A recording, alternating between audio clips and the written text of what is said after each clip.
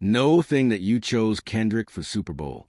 It's like people instantly think, oh, he's picking sides, he's involved in some battle. And it's like, I don't have anything to do with that. I chose the guy who had a monster year. That's it. I think it was the right choice. It wasn't some hidden alliance or some setup in a rap war. Yeah, and honestly, what do I even care about two artists going at it like that? What does that have to do with me? Have at it. Do your thing. But it's almost like people don't just leave it there anymore. Everybody gets dragged into it, like there's some bigger conspiracy to take Drake down or something like that. But I'm just sitting there thinking, what are we even talking about at this point? Is it really that deep, or is it just two guys who don't like each other? Because sometimes it's not complicated.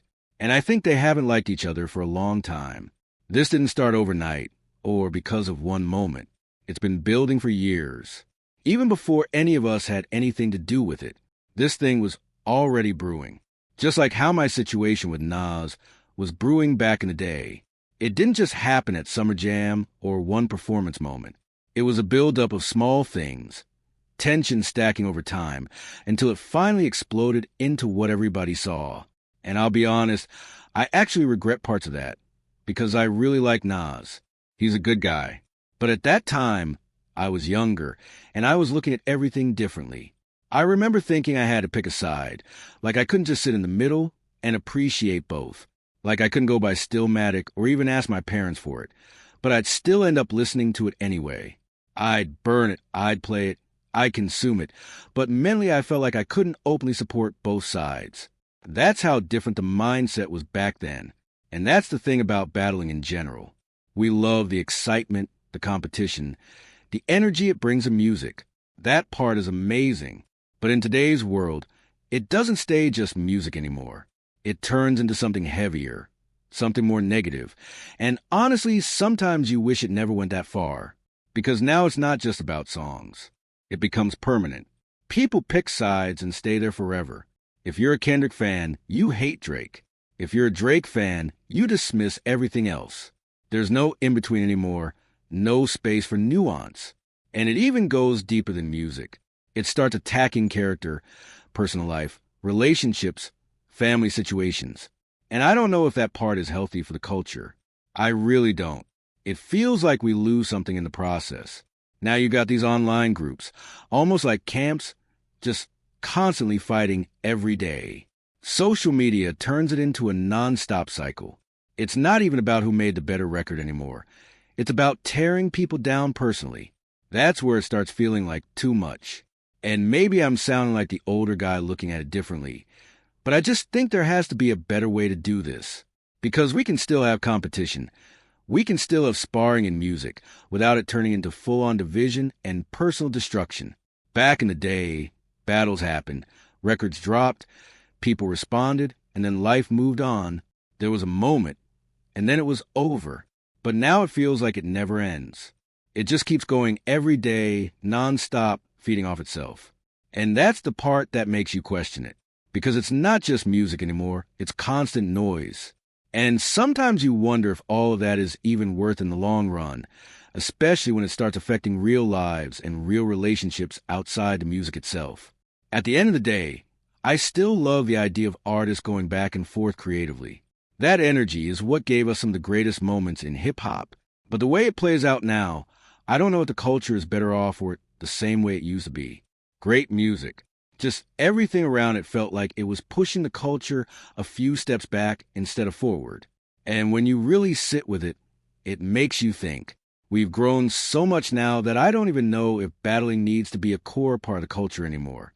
And I hate even saying that out loud. I really do, because I know how it sounds. I know what it represents. I know what it used to mean. But at the same time, I can't ignore how it feels today. It's just an honest perspective based on what we're seeing now in real time. Even look at Jay-Z's recent conversation in that GQ interview. Big anti-spokesman tapping in Urban Politicians TV and breaking it down like this whole rollout feels strategic. Like maybe there's more coming. Maybe even album energy in the air. You got New York shows announced, and suddenly old conversations start getting reopened again. Then the topic shifts right back into Drake and Kendrick. Did he pick sides? Was there bias involved? And Jay-Z basically made it clear it was business. The guy who had the monster year, that's who got chosen. No secret alliance, no hidden agenda, just a business decision at the end of the day. But even Jay-Z knows how that sounds now, because he's been on both sides of this. He understands battles, he understands competition, but he also understands how differently it lands in today's internet era. Back then, it was music first. Now it's narratives, clips, opinions, and agendas being pushed every single day. And that's really the difference. Social media changed everything. Now it's not just fans reacting, it's entire ecosystems pushing angles. Blogs, labels, marketing teams, fan pages. Everybody has a role in shaping the story. And whether people admit it or not, that affects how these moments are perceived. It's not even just Drake or Kendrick either. It's the whole industry. These narratives get built, and once they're out there, they stick. People start picking sides like it's a permanent identity. If you like one record, suddenly you're labeled as anti-somebody else. It turns into a constant division. And that's where things start feeling different compared to the past. Back in the day, yes, things got heated, things crossed lines, but there was still a reset point. People moved on. There wasn't a digital footprint replaying every moment for years and years, keeping everything alive nonstop. Now it just lingers. Every opinion stays online forever. Every clip gets reused. Every take gets recycled. And instead of music just existing, it turns into a long-term argument that never really ends. That's the part a lot of people are starting to question now. Even during the Jay-Z and Nas era, people picked sides. Of course they did. But it didn't stop you from enjoying both artists. You could play Ether on repeat and still bump Jay-Z the next day without feeling like you were breaking some rule or joining a side permanently. And that's the real difference. Back then it was about preference, not identity. You could just like what you liked. Today it feels like liking something automatically puts you in a camp. And that's what's making a lot of people rethink how far this whole battle culture should really go moving forward. Oh, I feel like he won the battle, but I'm still going to jam both of them. Whoever my top artist is, that's who my top artist is. I'm listening to everything across the board. Ain't no, I gotta pick a side mentality. I'm just a fan of music. That's it.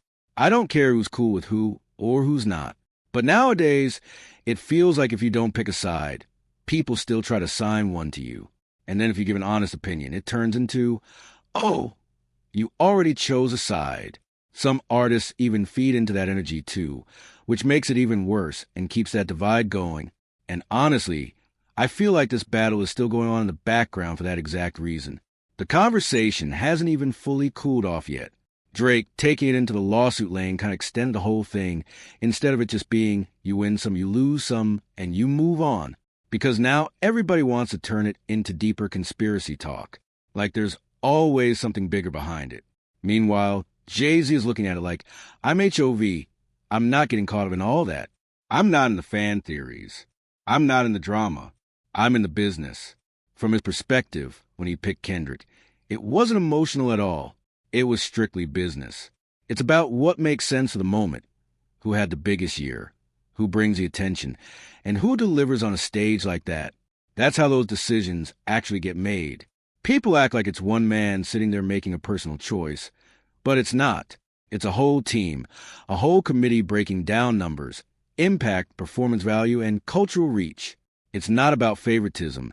It's about strategy and timing.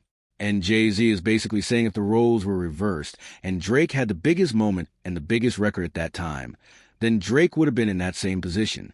That Super Bowl platform goes to whoever is dominating the moment, not based on friendship or alliances. But of course, the internet doesn't want to hear that, because once a narrative gets built, people run with it. And now every opinion turns into, you must be getting paid, or you're on somebody's side, when in reality it's just someone giving their honest take. And that's where it gets frustrating, because people forget not every opinion is attached to an agenda. Some people are just speaking from observation, not involvement. But in today's climate, everything gets turned into something deeper than it actually is. At the end of the day, Jay-Z is basically saying he's not in that noise. He made a business decision. He stands on it. And that's it. No hidden meaning. No secret alignment. No conspiracy behind it. But tell me what you think. Is the culture overcomplicating these moments now? Or is this just how things are in the internet era? Stay on your pivot. We got more coming.